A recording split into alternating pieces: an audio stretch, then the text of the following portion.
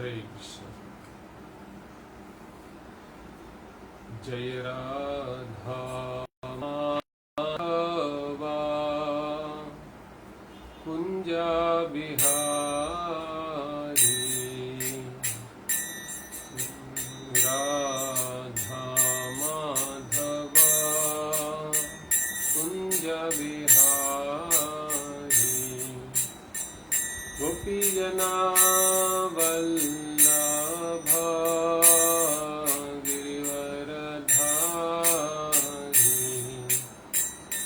गोपी जन वल्लभा गिरिवरधारी, यशोदानंदना व्रज जन रंजना, यशोदानंदना व्रज जन रंजना, यशोदानंदना व्रज जन रंजना, जमुना तीरा वनचारी, जय राधा माधवा कुंज बिहारी। हरे कृष्णा हरे कृष्णा कृष्ण कृष्ण हरे हरे, हरे राम राम राम हरे हरे, हरे कृष्ण कृष्ण कृष्ण हरे हरे, हरे राम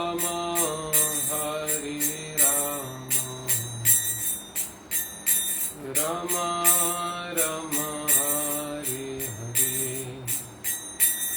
हरे कृष्ण कृष्ण कृष्ण हरे हरे, हरे Ram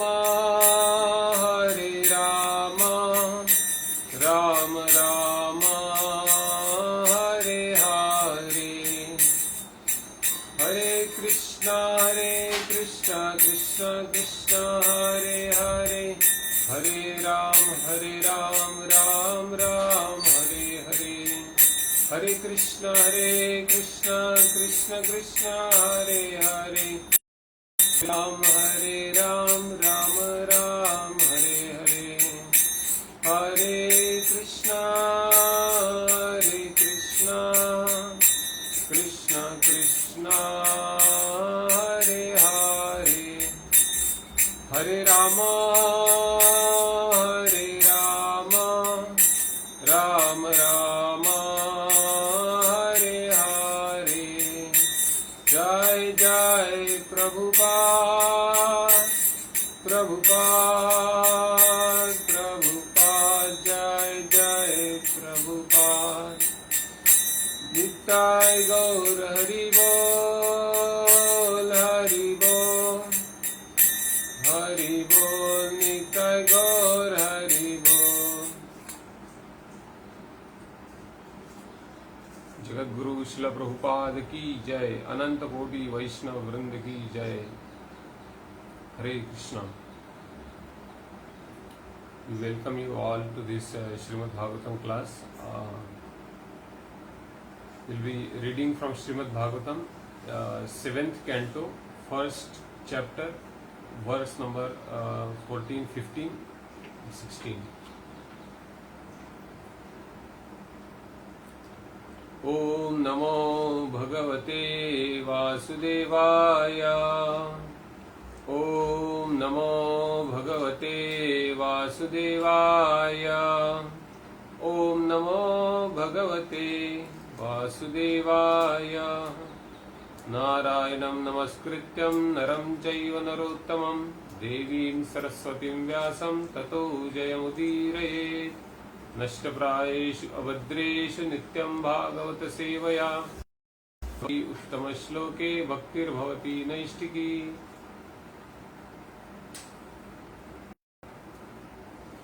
Shrimad Bhagavatam canto 7 canto is entitled The Science of God, chapter 1. The Supreme Lord is equal to everyone, verse number 14 and 15. दृष्ट्वा महाद्भुतं राजा राजसूये महाकृतौ वासुदेवे भगवती सायुज्यं चेद्विभुभजा तत्रासीनं सुरऋषिं राजा पाण्डुसुतः कृतौ पप्रच्छ विस्मिता मना मुनीनां शृण्वतामिदम्. Word to one translation. Drishtva, after seeing, Mahadhutam, greatly wonderful, Raja, the king, Rajasuye, called Rajasuya, Mahakritav, at the great sacrifice, Vasudeve, into Vasudev, Bhagavati, the personality of Godhead, Sayujyam, merging, Chedi Bhuja, of Shishupal, the king of Chedi, Tatra, there, Asinam, seated, Sura Rishim, Narad Muni, Raja, the king, Pandu Sutaha, Yudhishthir, the son of Pandu, Kratu, at the sacrifice, Papracha, asked, Vismita Manaha, being struck with wonder, Muninam, in the presence of the sages, Shrinvatam, listening, Idam, this. Translation by His Divine Grace A.C. Bhaktivedanta Swami Srila Prabhupada. O king, at the Rajasuya sacrifice, Maharaj Yudhishthir, the son of Maharaj Pandu, personally saw Shishupal merged into the body of the Supreme Lord Krishna. Therefore, struck with wonder, he inquired about the reason for this from the great sage Narada, who was seated there. While he inquired, all the sages present also heard him ask his question. Verse number 16. Shri Yudhishthira Uvacha Aho Atyadbhutam Heta Durlabhai Kantik Nam Api Vasudeve Paritatve Praptischedasya Vidvishah.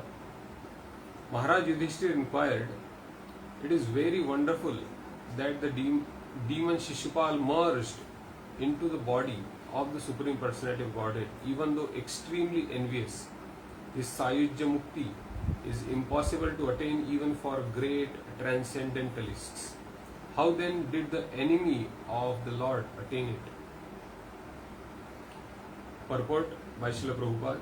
There are two classes of transcendentalists, the Jnanis and the Bhaktas. The Bhaktas do not aspire to merge into the existence of the Lord, but the Jnanis do. Shishupal, however, was neither a Jnani nor a Bhakta.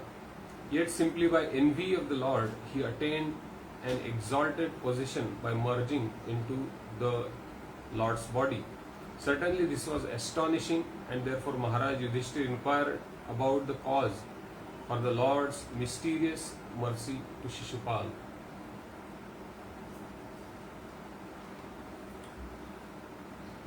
Om Ajnanatimirandhasya Jnananjanashalakaya Chakshurunmilitam Yena Tasmai Shri Gurave Namaha.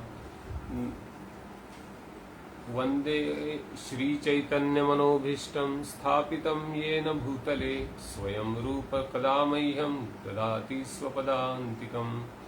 Vandeham Shri Guru Shri Jutapada Kamalam Shri Gurun Vaishnavamscha Shri Rupam Sagrajatam Sahagana Raghunathanvitam Tam Sajivam Sadvaitam Savadhutam Parijana Sahitam Krishna Chaitanya Devam Shri Radha Krishna Padan Sahagana Lalita Shri Vishakhanvitamscha.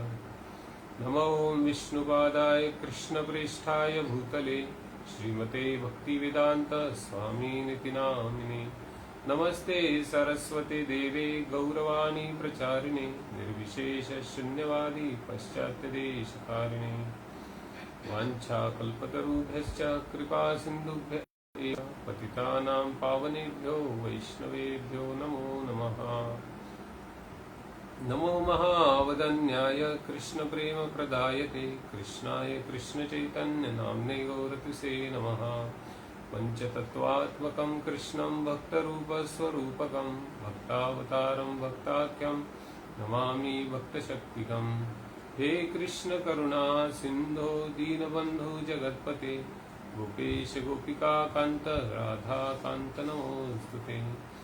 तप्तकाञ्चन Gaurangi Radhe Vrindavaneshwari वृषभानुसुते देवी प्रणमामि हरिप्रिये। जय श्री कृष्ण चैतन्य प्रभु नित्यानंद श्री अद्वैत गदाधर श्रीवासदि गौर भक्तवृंद। हरे कृष्णा कृष्ण कृष्णा हरे हरे हरे राम राम राम हरे हरे। हरे Krishna.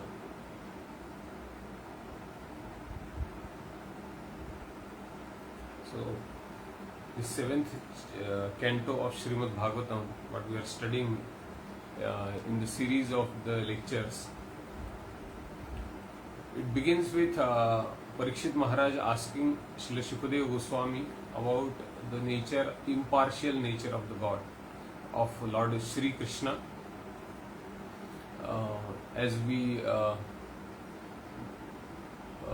may study in the previous canto, sixth canto of Srimad Bhagavatam, there it seems that Lord Krishna is partial to the demigods and he doesn't favor the demons. So Parikshit Maharaj asked Shukadeva Goswami, what is this all about? Why Krishna, he is the father of all the living entities, Aham Bija Pradapita. So why does he favor the demigods, the pious people, and why does he not favor? He is partial towards the demigods, and it seems that he punishes the demons. And in answer to the question, Shukadeva Goswami recites one conversation between Narad Muni and Yudhishthir Maharaj, which happened at the Rajasuya sacrifice, which was conducted by Yudhishthir Maharaj. As all of us know from Sri Mahabharat, Yudhishthir Maharaj conducted a Rajasuya sacrifice. In fact, he conducted, this was not the only Rajasuya sacrifice he conducted, but this was the first Rajasuya sacrifice which was executed by Yudhishthir Maharaj, and that was in the place of Indraprastha. And Indraprastha was given as a land to develop to the Pandavas by Dhritarashtra. So it was a fabulous kingdom established and developed by Yudhishthir Maharaj with the help of Arjuna and all his brothers. And the main attraction of one of the main attractions of the kingdom was this assembly hall, which was constructed by Maya Danam at the request of Lord Shri Krishna. When Maya Dana was saved from the fire of Khandavaprastha, and the assembly hall, if we read Mahabharata, we will get to know about the opulence and the astonishing features of this assembly hall. And Rajasuya Yajna is executed, it is conducted, and it is a very intensive sacrifice. The king has to gain sovereignty over the entire earth planet.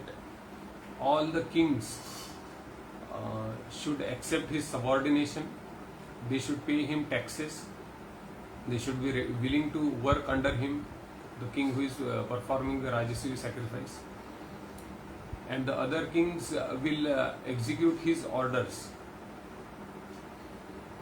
So this Rajasuya sacrifice was conducted, and the main purpose was to establish the supremacy of Lord Shri Krishna as the Supreme Personality of Godhead amongst all the human beings and all the heavenly planets and all the netherly planets also. So when this sacrifice was conducted, Yudhishthir Maharaj, he is a very his personification of religious principles. He doesn't have any malice in his heart. That's why he is called Ajata Shatru also.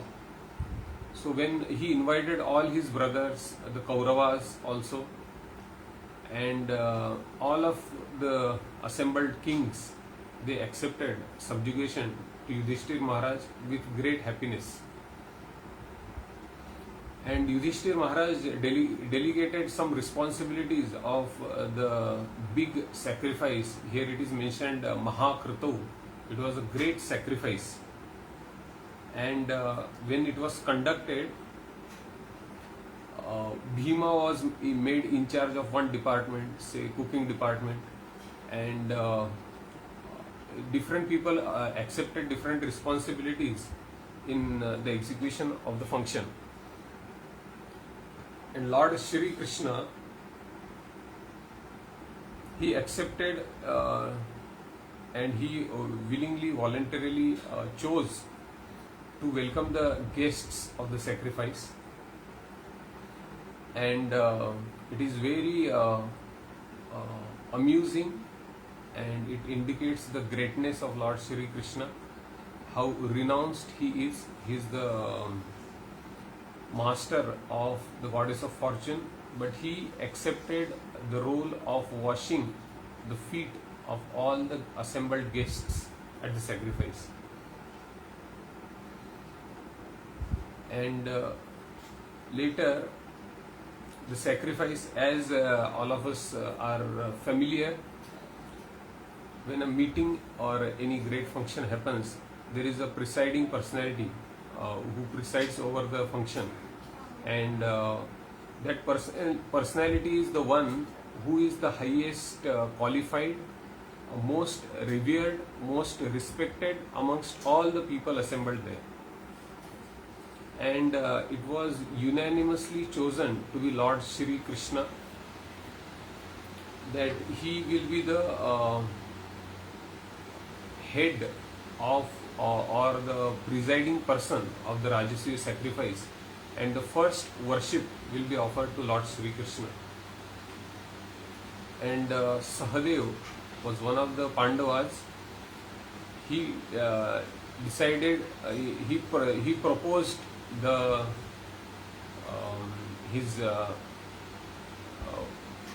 he proposed that Lord Shri Krishna will be the presiding personality of this sacrifice, and the first worship, which is called Agra Puja, will be offered to Lord Shri Krishna.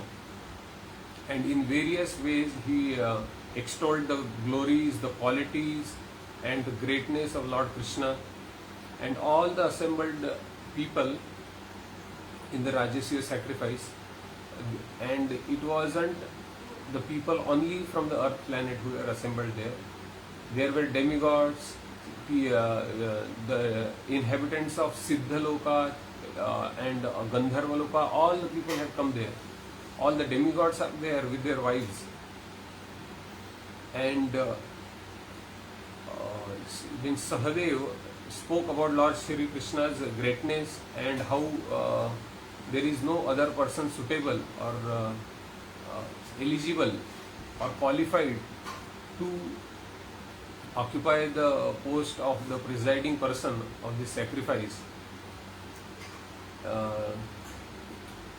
then Lord Shri Krishna, all the other people, which included great rishis and sages, all the demigods, all the inhabitants of Siddhaloka, and Bhishma, and all the assembled people of the Kuru dynasty, and all the kings of the earthly planet,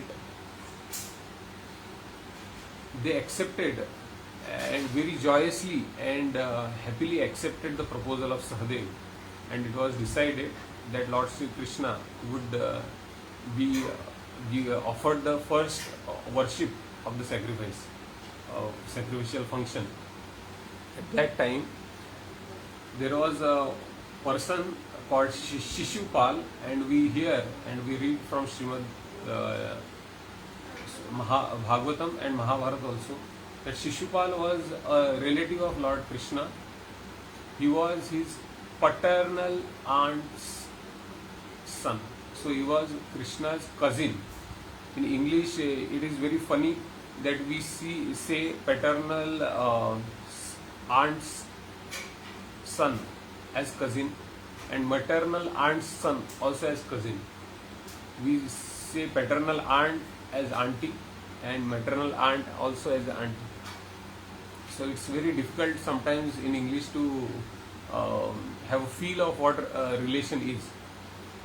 Anyways, so Shishupal was Krishna's paternal aunt's son. In that way, he was his cousin. His mother, Shishupal's mother, Shrutashravas, she was the sister of Krishna's father Vasudeva. And as we know, Kunti is Vasudeva's sister. So Shrutasava and Kunti were sisters. So Yudhishthir and Shishupal were maternal cousins. And Shishupal had accepted the supremacy of Yudhishthir. He didn't have any problem accepting the greatness and supremacy of Yudhishthir Maharaj as the emperor of the entire earth planet. But he had a problem with Lord Krishna, and his problem was he had great envy towards Lord Krishna. His Shishupal's father's name is Dama Ghosh, and his mother is Shrutashravas. And when he was born, at birth, he had 3 eyes and 4 hands. And seeing the uncommon features of their child, Shishupal's mother and father were too much worried. But there was a celestial voice when he was born that when Shishupal is seen by a person and his third eye disappears and his 2 hands also, extra 2 hands fall off, that will be the person who will be the cause of Shishupal's death. So when Lord Krishna, Balram, they are the relatives of Shishupal, they are like his brothers. So when they came to see Shishupal, when Krishna saw Shishupal, the third eye and the 2 hands of Shishupal disappeared. At that time, Krishna's aunt, the mother of Shishupal, she requested Krishna that you should forgive my son, and even if he commits any atrocity against you, then you should be just forgiving. So Krishna agreed, and he told his mother, Shishupal's mother, that I will forgive some number of offenses of Shishupal. And but Shishupal, actually Krishna had done some good thing for Shishupal. He had a monstrous body, and Krishna had helped Shishupal with his appearance. His third eye disappeared, his 2 hands disappeared. So instead of being grateful to Lord Krishna, Shishupal started blaspheming Krishna whenever there was an opportunity. And the enmity caught its peak when Rukmi, the brother of Rukmini, he was good friends with Shishupal, and he wanted Rukmini to be married to Shishupal. But Rukmini chose Krishna over Shishupal, and in fact she writes in her letter to Krishna that Shishupal is like a jackal and you are like a lion.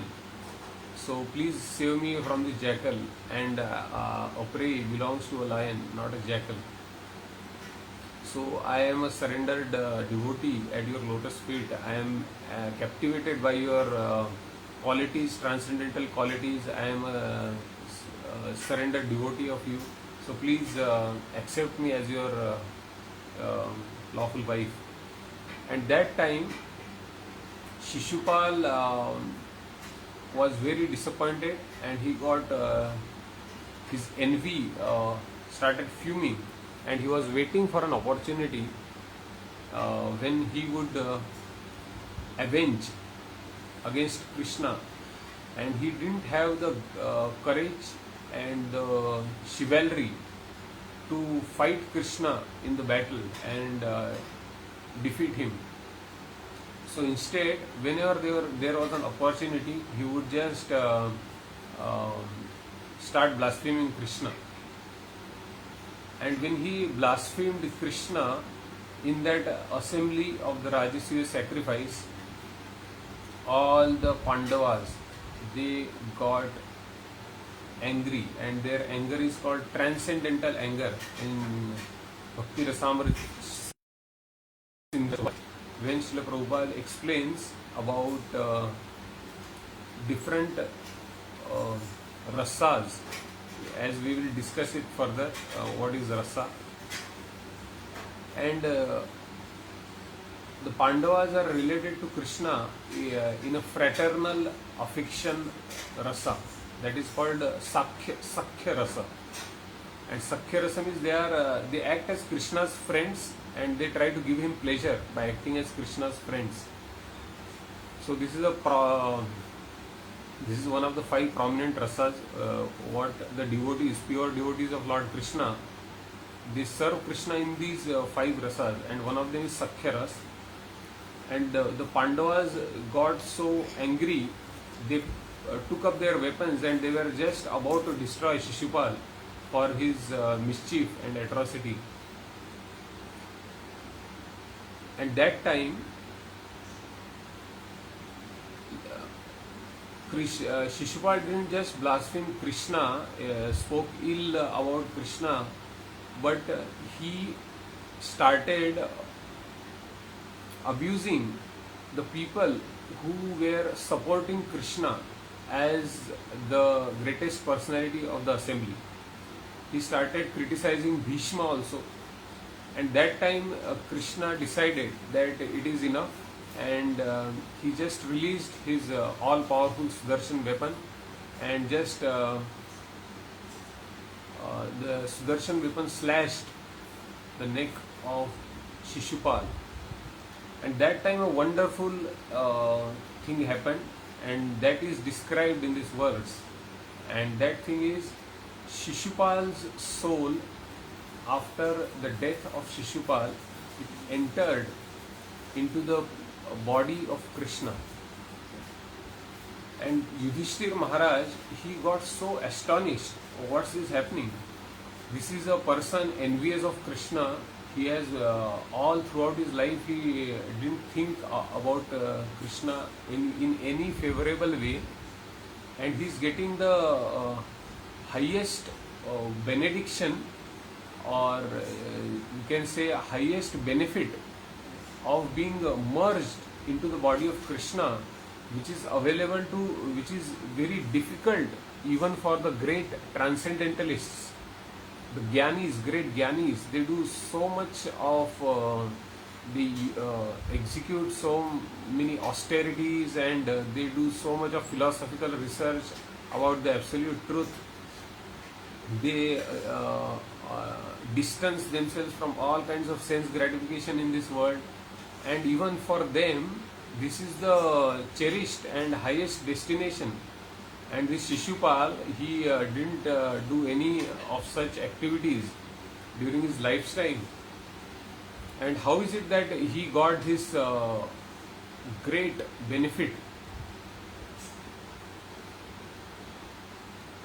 And that's how we come to this verse. And Srila Prabhupada says in the purport, transcendentalists. Transcendentalist, the word transcendentalist means who wants to transcend this material existence. So definitely Srimad Bhagavatam is only for people who are interested in transcending this mire of material existence. And there are different paths given in scriptures. According to the Vedic scriptures, there are different paths. One of them is the path of speculative knowledge, or we can say philosophical research, which is based on sound Vedic knowledge. That is called Jnana Marga. And another one, the another path is Bhakti Marga, Bhakti Yoga. One is Jnana Yoga and Bhakti Yoga. So Prabhupada says that bhaktas do not aspire to merge into the existence of the Lord, but the Jnanis do. So the Jnanis, their contention is to merge into the effulgence of Lord's body, and that effulgence we know from the scriptures is called Brahma Jyoti, and Srila Prabhupada translates it as impersonal Brahman effulgence. And the bhaktas, why do bhaktas not want to go there? What is the fault in merging into impersonal Brahman effulgence of the God, of Lord Krishna? It is said that Bhakti Marga, Bhakti Yoga is serving the Lord in a favorable way according to our relationship with God. And our relationship with God is always of a servant with the master. The relationship is we are all, the living entities are all the servants of God, and we are meant to satisfy Lord Shri Krishna. We are not meant to enjoy in any way on our own. Our enjoyment is, we offer enjoyment to Krishna, and then the master being satisfied, he awards us with our own enjoyment. That is called spiritual enjoyment. And we see in this world there are three different paths. One is called Karma Yoga, second is called Jnana Yoga, third is called Bhakti Yoga. Another one is Ashtanga Yoga also. So Srimad Bhagavad Gita describes that Bhakti Yoga is the highest position on the ladder of the yoga system. Karma Yoga is you offer your fruits of the work for Lord Shri Krishna and try to purify your material existence. And Jnana Marga is, Jnana Yoga is you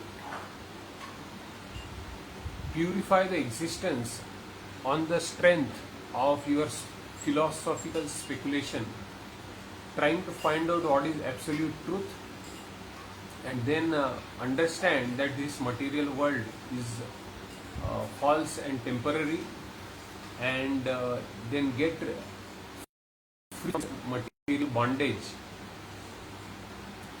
and attain a stage of equanimity. You won't have any happiness, you won't have any distress, you won't be criticized there, and there is existence of no misery. There is no misery there, and there is no happiness there. There is no material misery, and there is no material happiness. That is the state of Brahman realization. We know in Srimad Bhagavatam, first canto, we hear the transcendentalists, the Tattvavadis, they realize absolute truth on three levels. Vadanti tas tattva vidan tattva yajnanam advayam brahmeti paramatmeti bhagwan iti shabdete. So first level of realization of supreme absolute truth is Brahman realization. second is Brahma realization, and third one is called Bhagavan realization. And when we realize the Brahman aspect of the absolute truth, and that is the eternal aspect of absolute truth, Supreme Personality of Godhead, that means you enjoy life of eternity there. If someone enters the Brahman effulgence of the Lord, as the Gyanis do when they perfect their spiritual practices, then they enjoy the eternal aspect of life there. They know that we are not going to die anytime, and we are not going to take birth also. But they lack one principal aspect of service to Lord Shri Krishna. And Lord Brahma says in 10th chapter of Srimad Bhagavatam, he says, people, the Gyanis do great austerities, Aruhya Krichrena Param Padam Tatah, and they attain this level of impersonal Brahman effulgence, but they cannot stay there for long. And he gives the reason, because they haven't realized and tasted the nectar of service to Lord Shri Krishna. So that's how we come to our next point in discussion, and that is, what is rasa? Here Yudhishthir Maharaj it is said that he is profoundly astonished. He says, Aho Adbhutam Atti Adbhutam Yetad. What is this great thing has happened here? Shishupal has attained the impersonal liberation, the Sahyuja Mukti, which is very rare for the great transcendentalists also. And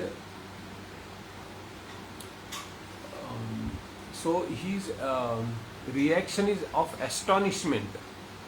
And we may say, what is this great deal of getting astonished all about? But if we try to understand it from our level, if our son or daughter or one of our relatives, if he excels in something, nowadays what's happening is even a child, he does some small, he renders some poet recitation, and that is all over WhatsApp. My child is singing so nicely, and he got third prize, second prize, first prize in the poem recitation competition in the school. So we get so emotional about it, and it is not a very big deal. So because we have a relation with the child, it is our son, it is our daughter, it is our relative. So it is natural that any small reaction, any small contribution, any small thing done by the child, it triggers the sentiments of love in our heart. And Yudhishthir Maharaj and all the Pandavas, they are all great devotees of the Lord. They are unalloyed devotees. And in fact, we will hear in subsequent verses how Narad Muni glorifies Yudhishthir Maharaj and Pandavas, because Krishna is helping them so much in all their difficulties. Krishna is residing in their house.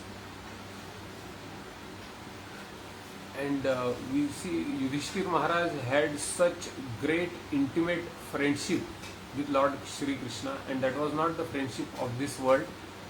That was not a relation based on I scratch your back and you scratch my back. It was a pure loving sentiment of Yudhishthir Maharaj towards Lord Shri Krishna, knowing that Krishna, he is the super soul of all the living entities. He is the Supreme Personality of Godhead, and we are his eternal servants in the mood of his friends. And that's how the Pandavas try to satisfy Lord Krishna. So when Krishna did any wonderful activity, they were so astonished, and their hearts swooned with loving emotions when they heard that Krishna, when they witnessed, and this was a direct witness.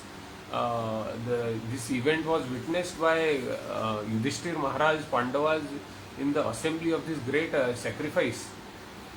So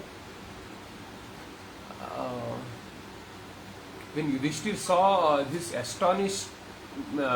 astonishing event, his heart swooned with love for Krishna, and we see Srila Prabhupada in Bhakti Rasamrit Sindhu in the 20th chapter. He writes about it. He says that every living entity is after some rasa, and that rasa he defines as mellow. So we'll read the definition of mellow, what Srila Prabhupada says. He says, the particular loving mood or attitude relished in the exchange of love with the Supreme Personality of Godhead is called rasa or mellow. And as we have heard, there are different kinds of rasas. There are 5 primary rasas and 7 secondary rasas. And primary rasas are when we serve Krishna in a neutral mood, that is called Shantaras. As a servant, that is called Dasyaras. As a friend, when we serve Krishna with pure loving sentiments of a friend, that is called Sakhyaras. And when a devotee serves Krishna with affection of a parent, mother or father, that is called Vatsalya Ras. And the 5th rasa is called Madhurya Rasa, and that is when a devotee serves Krishna with the intimacy of a lover. These are 5 primary rasas and 7 secondary rasas, and one of the 7 secondary rasas is astonishment. And Yudhishthir Maharaj, he is exhibiting the feature of astonishment in his when he is witnessing this great spectacular event of Shishupal merging in the body of Krishna.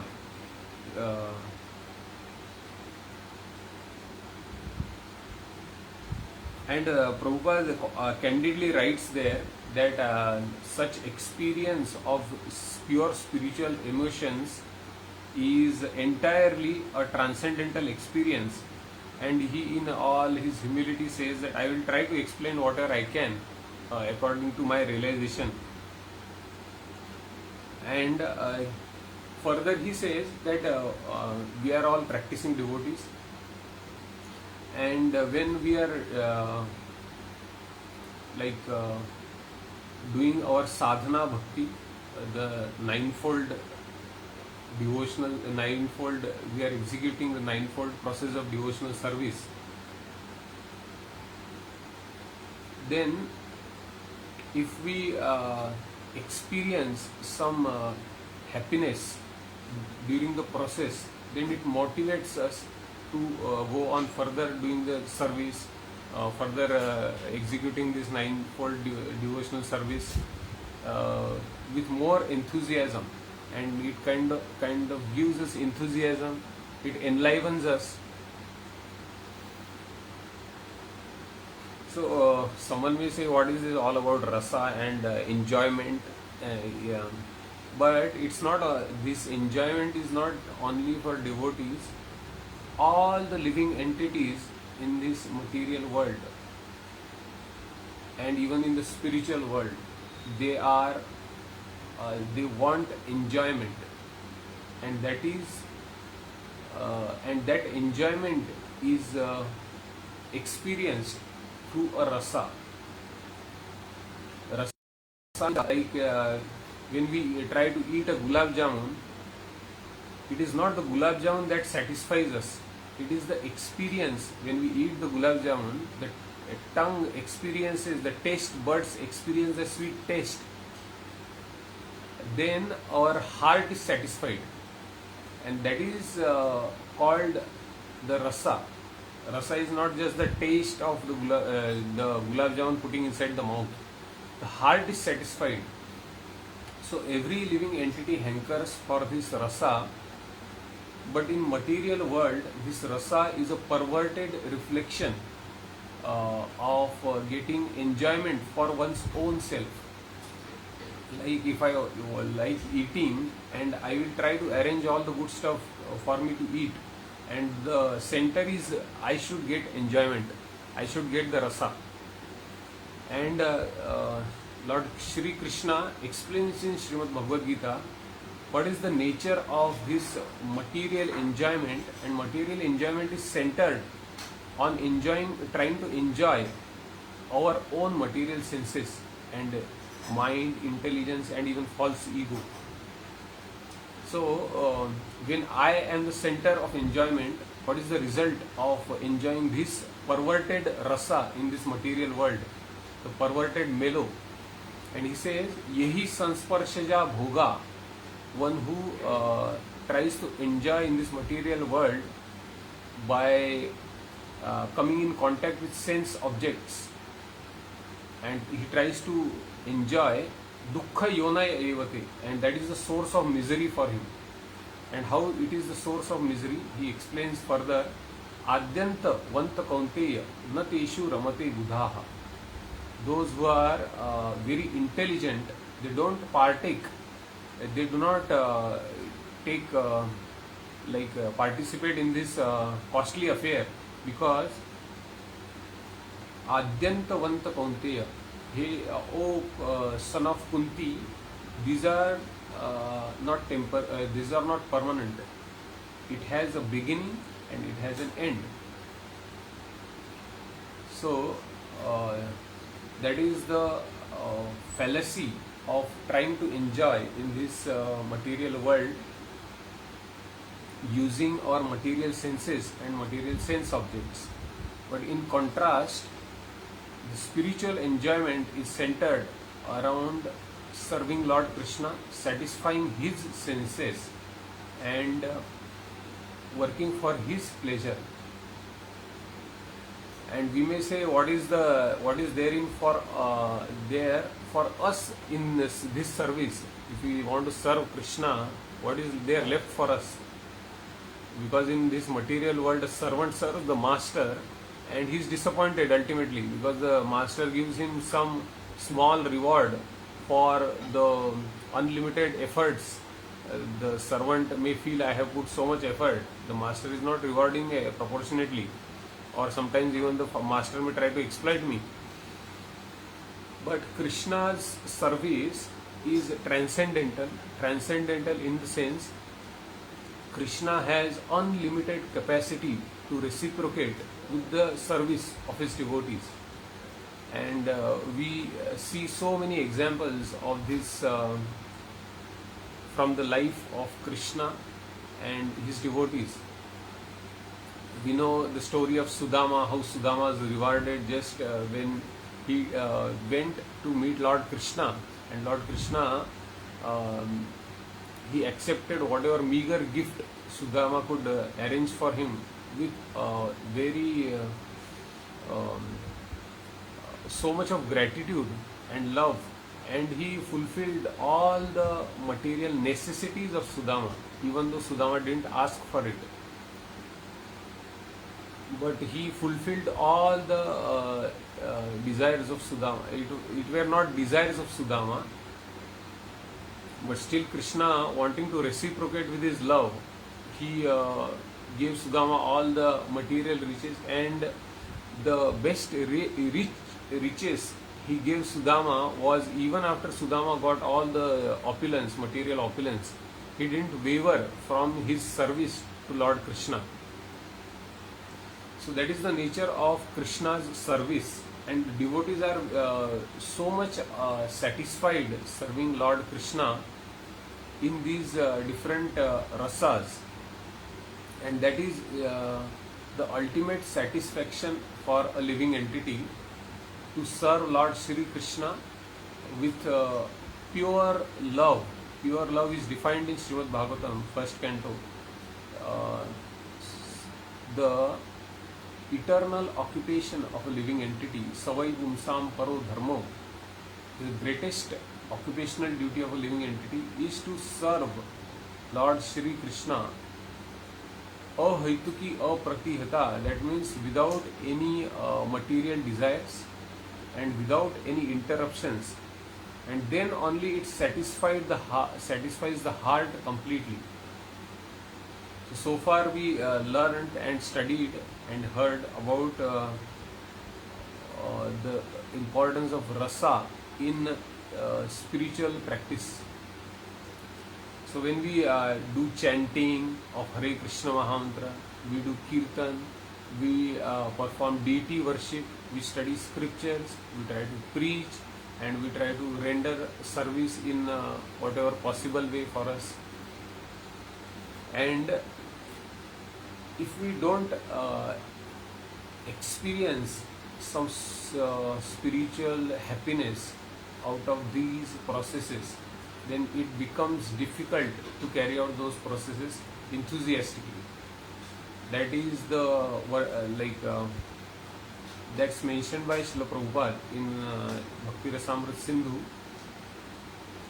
But how to develop this rasa is a question, and Prabhupada answers it.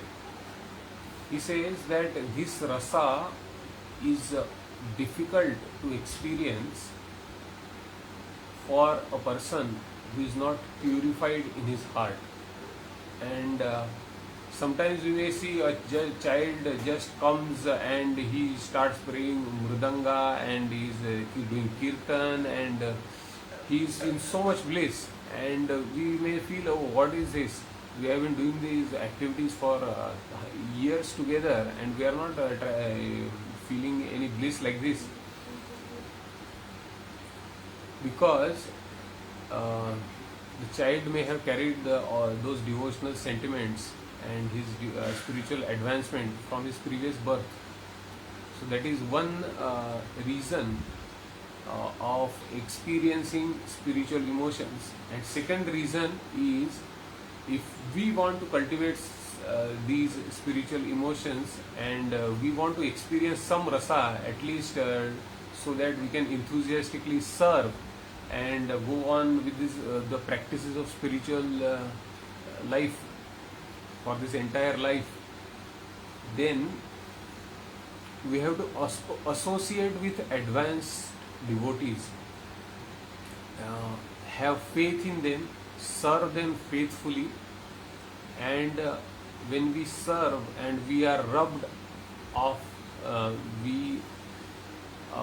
their enthusiasm, their eagerness, their service attitude influences us by their association, then we may also even gradually try to experience this transcendental rasa or happiness. And that rasa may not be the purest Shantaras, Dasyaras, Sakhyaras, Vatsalyaras, Madhuryaras, but at least we will feel some happiness when we are in the kirtan or when we are serving the deities. We will experience some satisfaction in the heart. And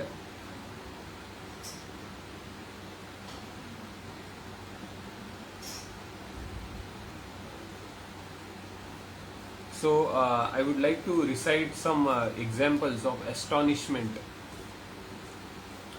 from Bhakti Rasamrita Sindhu, and this is the secondary rasa which enhances the primary devotional sentiment of a devotee for serving Lord Krishna.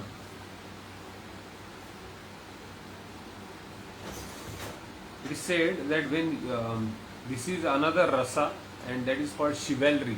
So Yudhishthir Maharaj, when he saw Lord Krishna in the Rajasuya sacrifice, in his imagination he began to anoint the body of Krishna. He began to decorate the body of Krishna with a pulp of sandalwood, and he offered a garland to Lord Krishna. He gave all garments embroidered with gold, and he gave Krishna ornaments all bedecked with valuable jewels.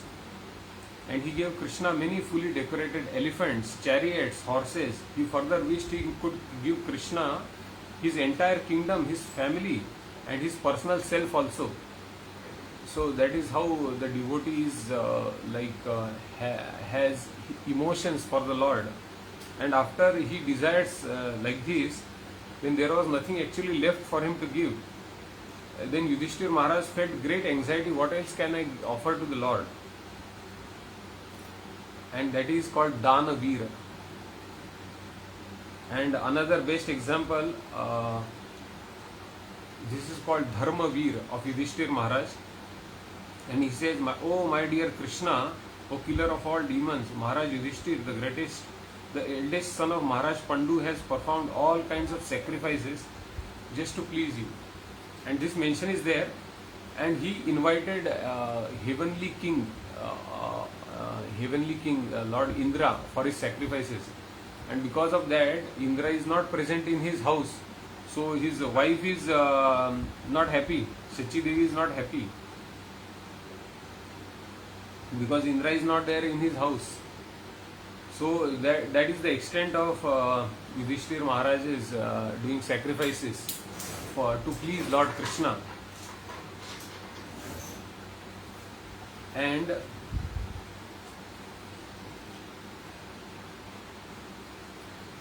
so we will conclude with this statement and a short mention about Krishna's nature, how he is not partial. Even Shishupal, who tried to be against Lord Krishna all his lifetime, he blasphemed Krishna. Krishna arranged mukti or impersonal liberation for Shishupal.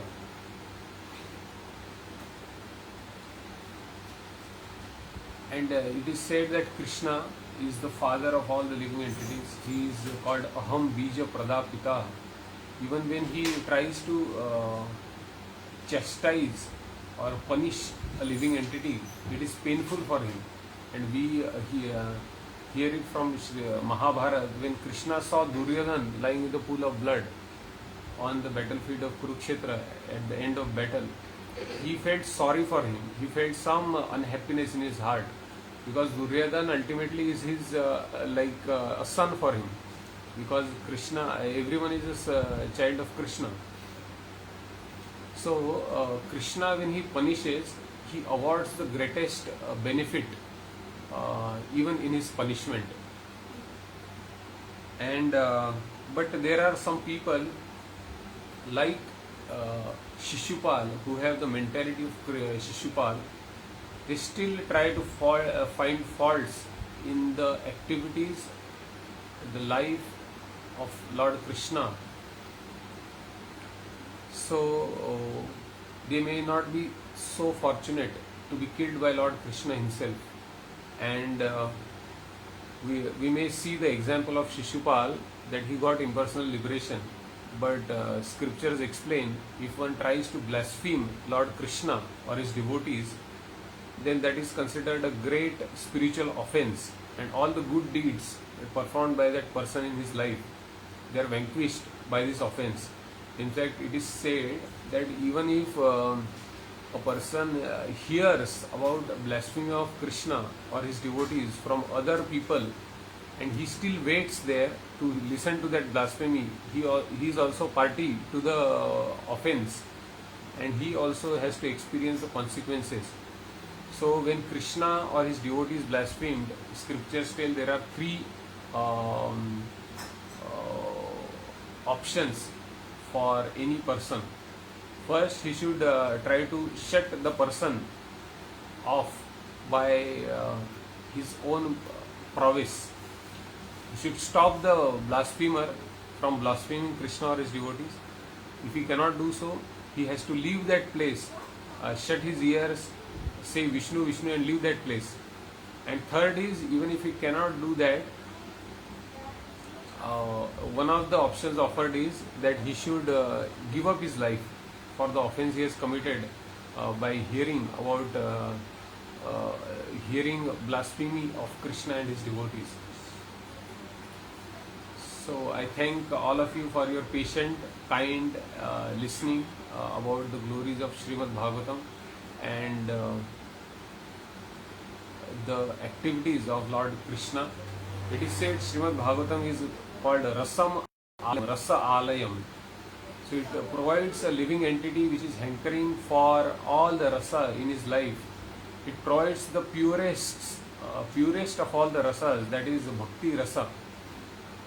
And first canto describes, Srimad Bhagavatam first canto This is Rasam Alayam Nigama Kalpataror Galitam Phalam. Srimad Bhagavatam is the ripened fruit of the desire tree of Vedic literatures, and it has been rendered even sweeter by the tasting of the rasas by Shukadeva Goswami, and we are very fortunate to hear and partake in this hearing pastime of Srimad Bhagavatam by the mercy of all the great acharyas, all the great spiritual teachers, Srila Prabhupada.